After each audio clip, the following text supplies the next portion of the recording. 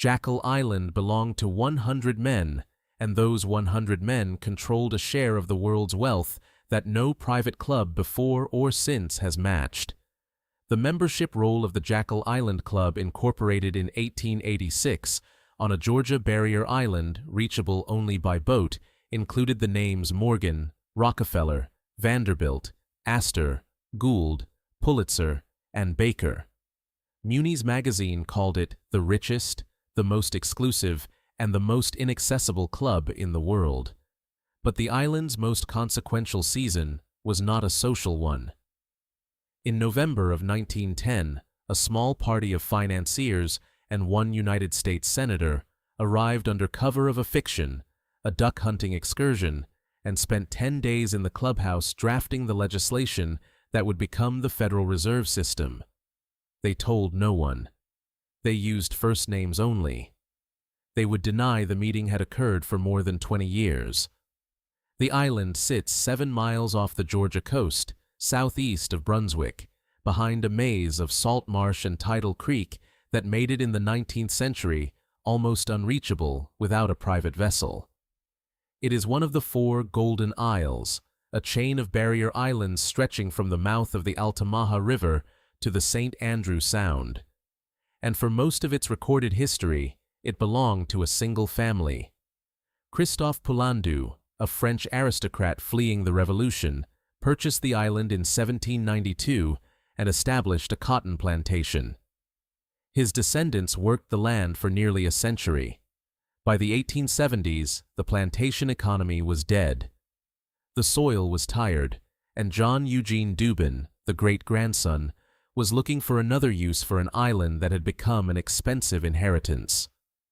Dubin found his answer in his brother-in-law, Newton Finney, who lived in New York and belonged to the Union Club, the oldest and most exclusive gentlemen's club in the city, whose membership included the men who ran the railroads, the banks, the steel mills, and the insurance companies. Finney understood that these men wanted a winter retreat far from the press and the public, somewhere warm and private, where entire families could be received. Most existing hunting clubs admitted only men and offered little more than lodges in the Adirondacks or the Burkers, where a newspaper reporter might appear at the next table. Dubin's island offered something altogether different. It was surrounded by water. It had no bridge, no public ferry, no telegraph office. The only way to reach it was by private boat across 7 miles of salt marsh, and the only people on it were the people its owners chose to invite. In 1885, Finney and Dubin petitioned the Glenn County courts and incorporated the Jekyll Island Club. They offered 100 shares of stock at $600 per share, roughly $15,000 in present value, and Finney set about selling them in the drawing rooms and dining clubs of Manhattan and Chicago.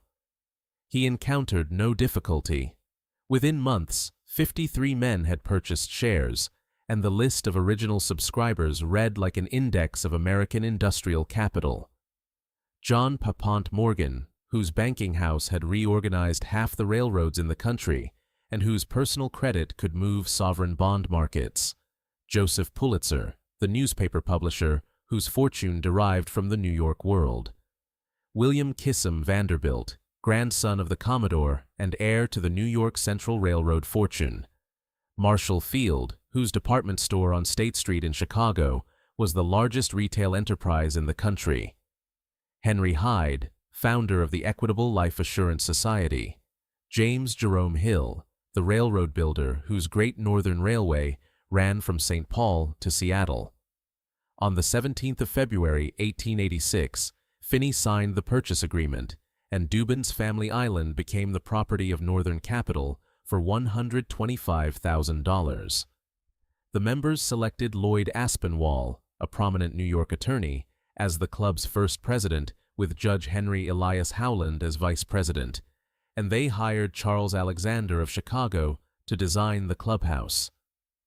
Alexander's drawings, published in the January 1887 issue of American Architect and Building News, depicted a rambling Queen Anne structure with a signature corner turret, wraparound verandas, bay windows, extended chimneys, and an overall asymmetry that suggested a country house rather than a hotel. The interior announced the ambitions of its membership. Ionic columns framed the dining room. Ceilings rose 12 and 15 feet. Oak wainscoting and leaded art glass lined the public rooms. 93 fireplaces served the guest chambers. The Landscape Committee, chaired by Ezra McCagg of Chicago's Lincoln Park Commission, engaged William Shaler Cleveland, second only to Frederick Law Olmsted, among American landscape architects, to plan the grounds beneath the island's ancient live oaks, their branches heavy with Spanish moss. Ground was broken in mid-August of 1886.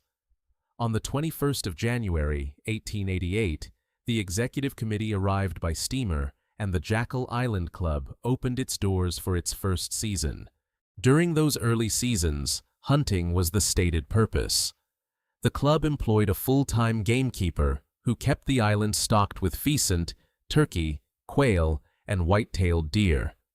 Members rode out on horseback each morning in hunting parties, and every man was required to report the day's kill and surrender it to the club kitchen, where it reappeared that evening on the dining table, dressed and served by a staff of waiters drawn almost entirely from the local black population of Brunswick and the surrounding sea islands. But hunting was also from the beginning a convenient fiction. The island's value was not the game, it was the company.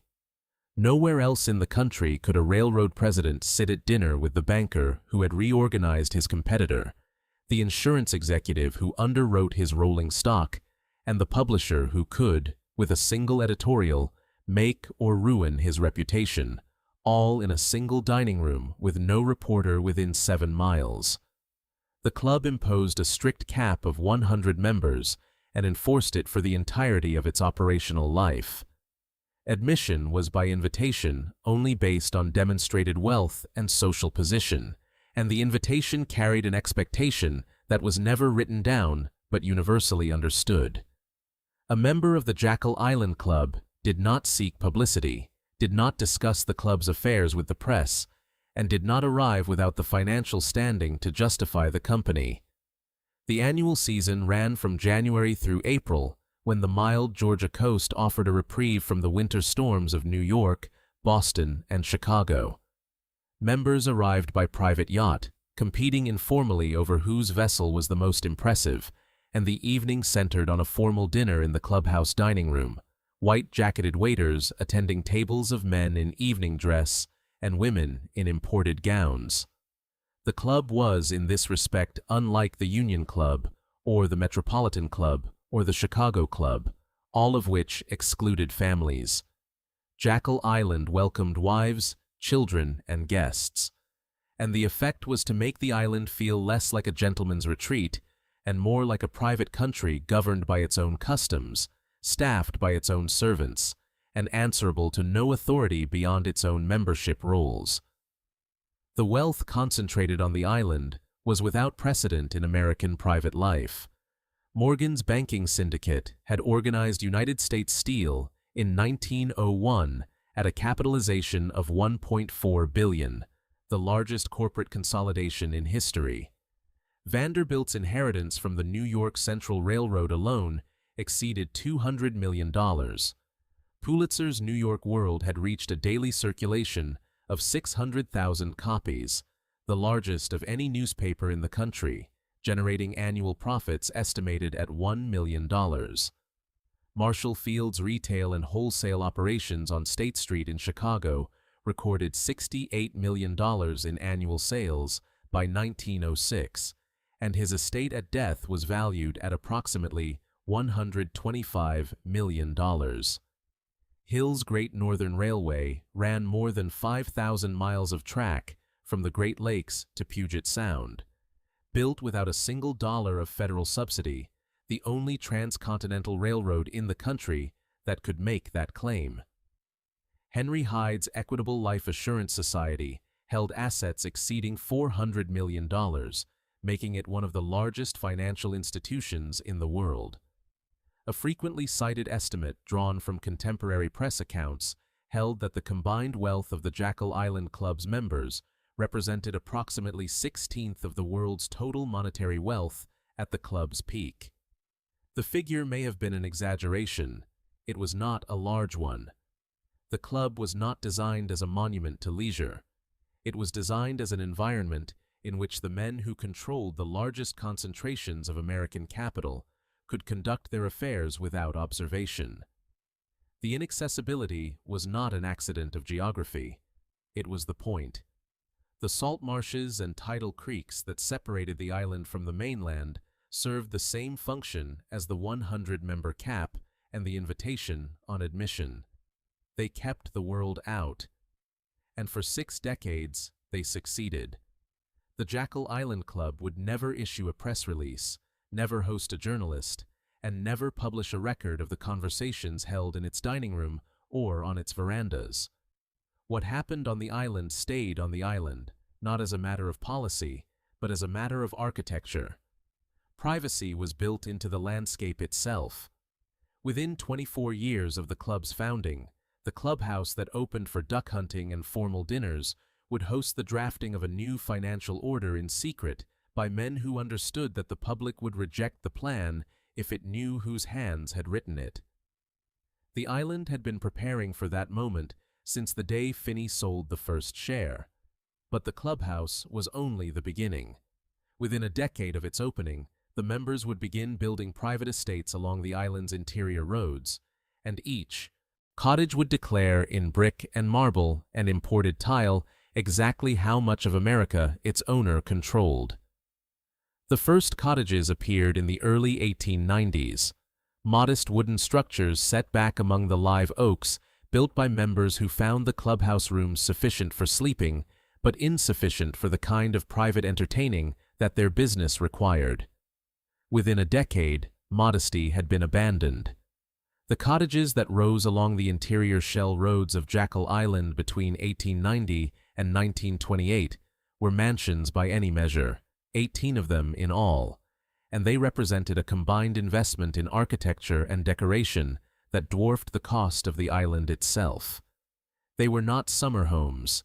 They were declarations of position, each one furnished with the specific intention of demonstrating that its owner occupied a particular rank in the hierarchy of American wealth, and each one used for roughly 3 months of the year before being shuttered, staffed by a skeleton crew, and left to the heat and the insects of a Georgia summer.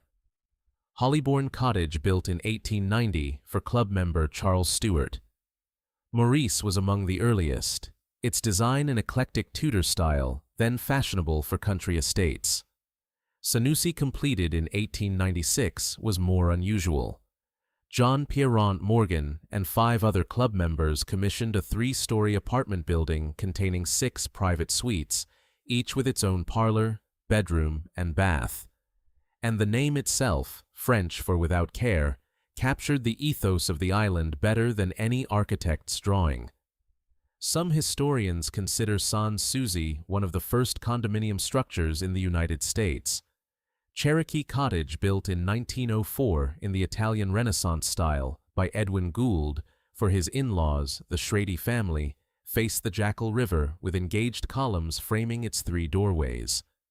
The Goodyear Cottage, finished in 1903 in the Georgian Revival style for the lumber magnate Frank Goodyear, featured one of the island's first electric elevators installed in the neighboring Mistletoe Cottage the same year.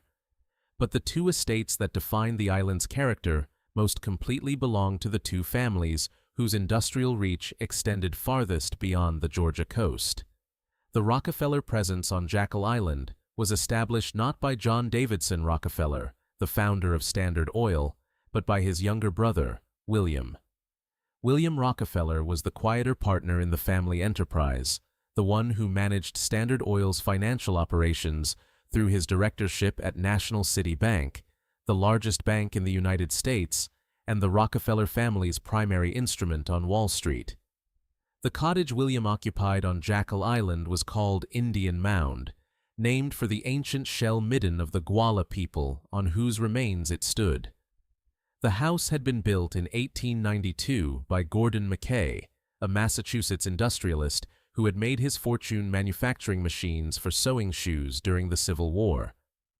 When Mackay died in 1903, William Rockefeller purchased the property in 1905 and renovated it extensively. The finished estate contained 25 rooms, 9 bedrooms, 9 bathrooms, 7 servants' quarters, a cedar-lined walk-in safe, and an elevator. The bathtub in the master bedroom had taps for both hot and cold salt water pumped from the ocean. William conducted bank business from Indian Mound. He received visitors and associates there. In function, if not in name, it was a branch office of National City Bank, located on a private island 7 miles from the nearest town. When William Rockefeller died in 1922, he left a fortune of $150 million, accumulated largely through the financial side of the oil trust that his more famous brother had built. The Crane Cottage, completed in 1917 and occupied by early 1919, was the largest and most lavish estate on the island. It was built for Richard Teller Crane, Jr., heir to the Crane Company, plumbing and valve manufacturing fortune, and designed by the Chicago architects David Adler and Henry C. Doangler. Dangler died during construction in 1917, and the house was not fully occupied until 2 years later. The finished cottage contained 30 rooms and 17 bathrooms, a number that would have seemed extravagant anywhere but on an island whose residents manufactured the nation's plumbing fixtures. The construction cost was approximately $500,000, a sum equivalent to roughly $8 million in present value. The grounds featured a formal sunken garden in the Italian Renaissance style, with imported fountains, a reflecting pool, and Italian cypress trees. The architecture announced not merely wealth, but a particular species of it. The Crane fortune was not built on railroads or oil or banking. It was built on pipes, valves, fittings, and plumbing fixtures. The physical infrastructure that made indoor plumbing possible across the American continent and the cottage on Jekyll Island was the family's assertion that infrastructure money was as respectable as railroad money. The island's social architecture did not dispute the claim. Villa Mariana, constructed in 1928 for Frank Miller Gould, a second-generation member and son of the railroad financier J. Gould, was the last of the 18 cottages to be completed. The architect Mogen Stved blended Spanish eclectic and Italian Renaissance elements in its design. By the time Villa Mariana was finished, the island's building era was over. No new cottages would be added. The membership had reached its physical and social limits, and the shell roads that connected the cottages to the clubhouse formed a permanent circuit of Gilded Age and early 20th century capital. Each address a biography, each facade a balance sheet. The scale of what these families controlled, taken together and measured against the national economy of their era, is difficult to convey without numbers. The Rockefeller family's combined fortune, split between John D. and William, exceeded $1 billion at its peak, a sum equivalent to more than 2% of the entire gross domestic product of the United States. The Morgan banking syndicate had underwritten the formation of United States Steel at a capitalization of $1.4 billion. The Crane Company operated manufacturing plants in cities from Chicago to Birmingham and held patents on fixtures installed in tens of thousands of American buildings. The Vanderbilt Railroad system, by the turn of the century, controlled more than 20,000 miles of track and employed more than 100,000 workers. George Fisher Baker's First National Bank held assets that placed it among the 5 largest banks in the country. Edward Harkness, heir to a Standard Oil fortune, would donate more than $129 million to educational and medical institutions over the course of his lifetime, a philanthropic output that rivaled Carnegie's and exceeded most sovereign budgets of the era. The annual operating budget of the Jekyll Island Club itself, a figure that covered the gamekeeper, the kitchen staff, the groundskeepers, and the seasonal labor force drawn from Brunswick's black community, was a rounding error in the financial lives of the men who paid it. On the 25th of January 1915, The island demonstrated that its reach extended well beyond the Georgia coast. Theodore Nail, president of the American Telephone and Telegraph Company, had planned to participate in the first transcontinental telephone call from AT&T's offices in New York, alongside the inventor Alexander Graham Bell. A leg injury confined him to Jekyll Island. Vail ordered a special extension of the line run to the island's clubhouse, a distance that stretched the total circuit from Jekyll Island to San Francisco to 4,750 miles.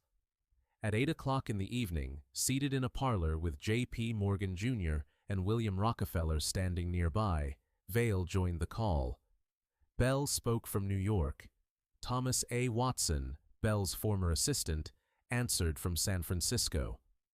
President Woodrow Wilson listened from the White House. The first 3 minutes of a transcontinental call would cost $20.70, roughly $515 in present value. The call was a public event for AT&T, but it was also an inadvertent demonstration of the island's centrality. The most private club in America had for one evening connected its parlor to both coasts and to the presidency. The club published no records of its social calendar and issued no press releases. The only accounts of life on the island during the club era come from the private letters and memoirs of its members, and these accounts are without exception studiously unrevealing. The island operated as a private country with a population that fluctuated between 50 and several hundred during the season and dropped to a skeleton staff of groundskeepers and caretakers during the off months. The African-American workers who maintained the grounds, staffed the kitchen, and served in the dining room lived in a small settlement on the island, separate from the members' cottages and subject to the same racial hierarchies that governed domestic labor throughout the Jim Crow South. The club's records note their employment, but not their names. They were part of the infrastructure, like the 93 fireplaces and the gamekeepers' stores. Among the members and associates of the Jekyll Island Club was a Republican senator from Rhode Island, whose name would within the decade become synonymous with the most ambitious piece of financial legislation in American history. Nelson Aldrich was not among the club's earliest formal members, but his connection to the island's inner circle preceded any enrollment by years. His daughter Abigail had married John D. Rockefeller Jr. in 1901, a union that joined the legislative branch to the Oil Trust by blood, and his chairmanship of the Senate Finance Committee had made him the single most consequential legislator in Washington on matters of tariff and monetary policy. President Theodore Roosevelt called Aldrich the kingpin of the Republican Party. Journalists less charitably called him the boss of the United States. Aldrich was not a man who hunted ducks, he was a man who built systems. But the system that Aldrich would build, and the island on which he would build it, required a crisis first. And the crisis, when it came, would arrive not on the Georgia coast, but on the corner of Fifth Avenue and 34th Street in Manhattan, in the marble lobby of a trust company that was about to run out of money. The United States had operated without a central bank since 1836, when President Andrew Jackson refused to renew the charter of the Second Bank of the United States and allowed it to expire. Jackson's objection was ideological.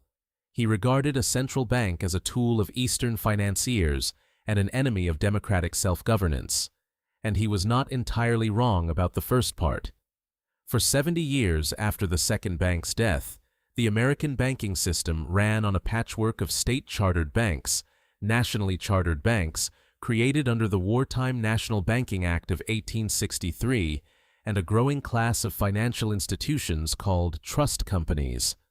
Trust companies accepted deposits, made loans, and managed estates, but they operated outside the national bank clearinghouse system, which meant they were not subject to the same reserve requirements and could not draw on the same emergency resources when their depositors panicked.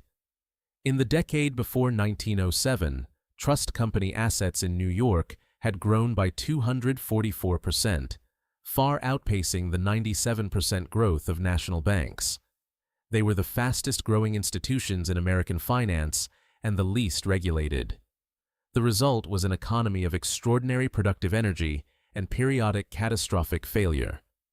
Between 1873 and 1907, the country suffered at least 5 major banking panics, each one triggered by the same structural weakness.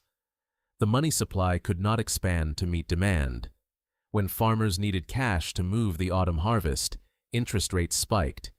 When a bank failed, there was no lender of last resort to provide emergency credit, and the failure spread from institution to institution like fire through dry timber.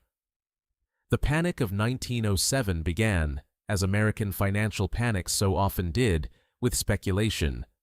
Fritz Augustus Heinesse, a copper magnate who had made his fortune in the mines of Butte, Montana, and his brother Otto, attempted in October of that year to corner the stock of the United Copper Company. The scheme collapsed within days. Otto had misread the market. Short sellers found shares from sources outside the Heine family's control, and the price of United Copper, which had risen to nearly $60 per share, fell to below 10. The contagion spread first to the Mercantile National Bank, where Augustus Heinesse served as president, and to banks connected to his associate Charles W. Morse, a shipping speculator who sat on the boards of multiple financial institutions. The New York Clearing House examined the affected national banks, declared them solvent, and forced out Heinesse and Morse. The crisis for the moment appeared contained. It was not.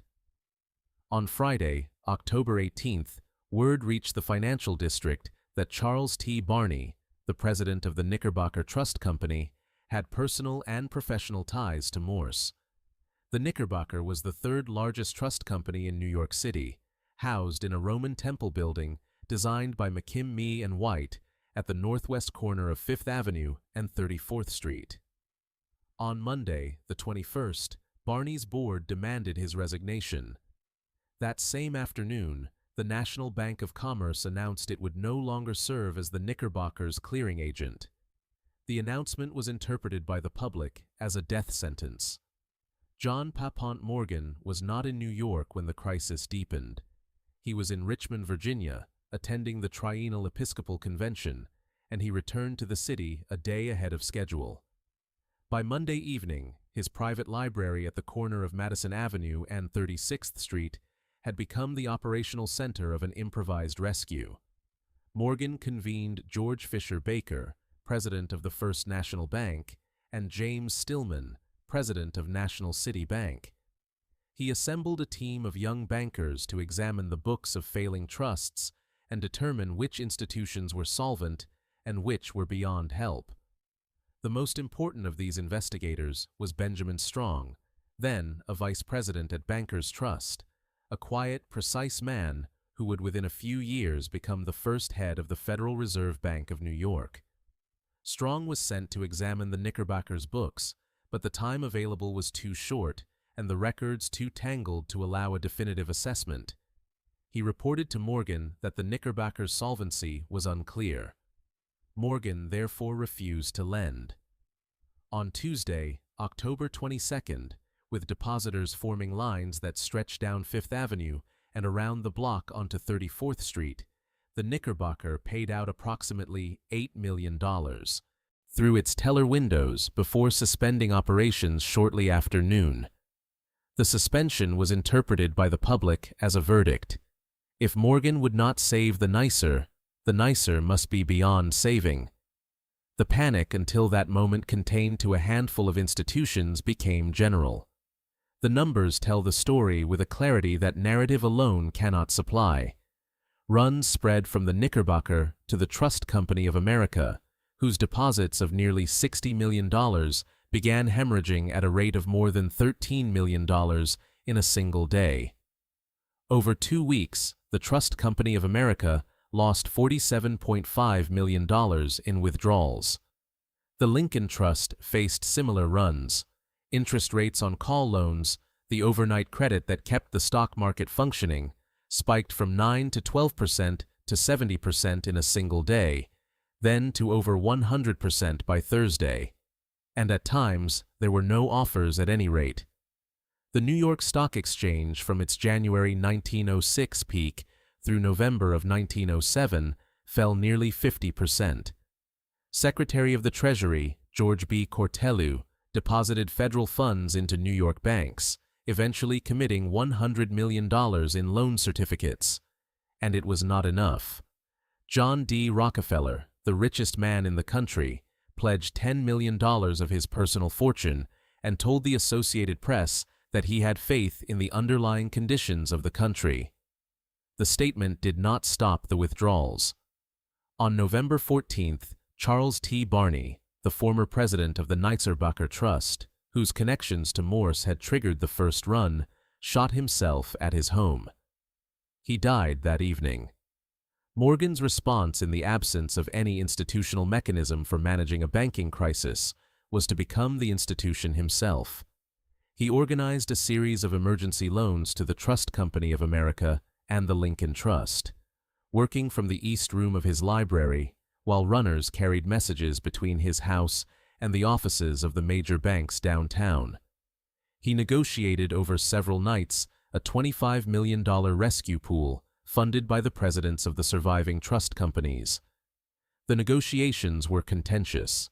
Several trust company presidents resisted committing their own capital to rescue their competitors, and when the resistance continued, Morgan locked the trust company presidents in his library on the evening of November 2nd and refused to let them leave until they signed the agreement.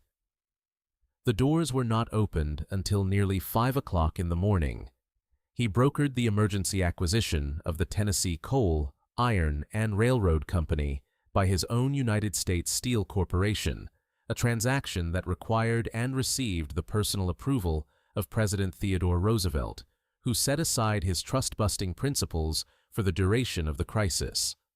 He arranged a $30 million purchase of New York City bonds to prevent the city itself from becoming insolvent. Morgan, in those weeks, performed every function that a central bank would have performed. He assessed the solvency of failing institutions. He channeled credit from strong banks to weak ones. He set the terms, clear's throat, of emergency lending. He decided who would be saved and who would not. He did it from a private library on Madison Avenue, answerable to no legislature and governed by no statute. And the country, having no alternative, thanked him for it. The panic subsided by mid-November, but the lesson it left behind was not subtle. One man had saved the American financial system, and that man was 70 years old. He would not live forever.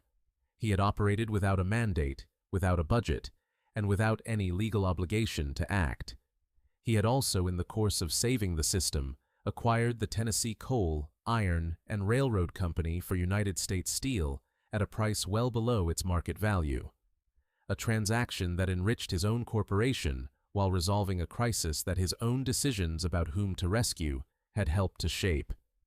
The country's banking system had been saved by its largest private beneficiary. The paradox was not lost on the Congress, the press, or the public. In 1908, the Congress passed the Aldrich-Valand ACT emergency legislation that authorized national banks to issue additional currency during panics and more consequentially created the National Monetary Commission to study the problem and recommend a permanent solution. The commission was chaired by Senator Nelson Aldrich of Rhode Island. The appointment was logical. Aldrich was the most senior Republican on the Finance Committee, the acknowledged legislative authority on monetary policy, and a man whose connections to the banking system were deeper than those of any other sitting legislator. His critics considered those connections disqualifying. His allies considered them essential. The commission was given a broad mandate and a generous budget, and Aldrich intended to use both. He would spend the next 2 years traveling, studying, and consulting. He would visit the central banks of England, France, and Germany. He would arrive in Europe convinced they, through its teller windows, before suspending operations shortly after noon. The suspension was interpreted by the public as a verdict. If Morgan would not save the nicer must be beyond saving. The panic until that moment contained to a handful of institutions became general. The numbers tell the story with a clarity that narrative alone cannot supply. Runs spread from the Knickerbocker to the Trust Company of America, whose deposits of nearly $60 million began hemorrhaging at a rate of more than $13 million in a single day. Over 2 weeks, the Trust Company of America lost $47.5 million in withdrawals. The Lincoln Trust faced similar runs. Interest rates on call loans, the overnight credit that kept the stock market functioning, spiked from 9 to 12% to 70% in a single day, then to over 100% by Thursday. And at times, there were no offers at any rate. The New York Stock Exchange, from its January 1906 peak through November of 1907, fell nearly 50%. Secretary of the Treasury, George B. Cortelyou, deposited federal funds into New York banks, eventually committing $100 million in loan certificates. And it was not enough. John D. Rockefeller, the richest man in the country, pledged $10 million of his personal fortune and told the Associated Press that he had faith in the underlying conditions of the country. The statement did not stop the withdrawals. On November 14th, Charles T. Barney, the former president of the Knitzerbacher Trust, whose connections to Morse had triggered the first run, shot himself at his home. He died that evening. Morgan's response in the absence of any institutional mechanism for managing a banking crisis was to become the institution himself. He organized a series of emergency loans to the Trust Company of America and the Lincoln Trust, working from the East Room of his library, while runners carried messages between his house and the offices of the major banks downtown. He negotiated over several nights a $25 million rescue pool funded by the presidents of the surviving trust companies. The negotiations were contentious. Several trust company presidents resisted committing their own capital to rescue their competitors, and when the resistance continued, Morgan locked the trust company presidents in his library on the evening of November 2nd and refused to let them leave until they signed the agreement. The doors were not opened until nearly 5 o'clock in the morning. He brokered the emergency acquisition of the Tennessee Coal, Iron, and Railroad Company by his own United States Steel Corporation, a transaction that required and received the personal approval of President Theodore Roosevelt, who set aside his trust-busting principles for the duration of the crisis. He arranged a $30 million purchase of New York City bonds to prevent the city itself from becoming insolvent. Morgan, in those weeks, performed every function that a central bank would have performed. He assessed the solvency of failing institutions. He channeled credit from strong banks to weak ones. He set the terms, clear's throat, of emergency lending. He decided who would be saved and who would not. He did it from a private library on Madison Avenue, answerable to no legislature and governed by no statute. And the country, having no alternative, thanked him for it. The panic subsided by mid-November, but the lesson it left behind was not subtle. One man had saved the American financial system, and that man was 70 years old. He would not live forever. He had operated without a mandate, without a budget, and without any legal obligation to act. He had also, in the course of saving the system, acquired the Tennessee Coal, Iron, and Railroad Company for United States Steel at a price well below its market value. A transaction that enriched his own corporation while resolving a crisis that his own decisions about whom to rescue had helped to shape. The country's banking system had been saved by its largest private beneficiary. The paradox was not lost on the Congress, the press, or the public. In 1908, the Congress passed the Aldrich-Valand ACT emergency legislation that authorized national banks to issue additional currency during panics and more consequentially created the National Monetary Commission to study the problem and recommend a permanent solution. The commission was chaired by Senator Nelson Aldrich of Rhode Island. The appointment was logical. Aldrich was the most senior Republican on the Finance Committee, the acknowledged legislative authority on monetary policy, and a man whose connections to the banking system were deeper than those of any other sitting legislator. His critics considered those connections disqualifying. His allies considered them essential. The commission was given a broad mandate and a generous budget, and Aldrich intended to use both. He would spend the next 2 years traveling, studying, and consulting. He would visit the central banks of England, France, and Germany. He would arrive in Europe convinced they,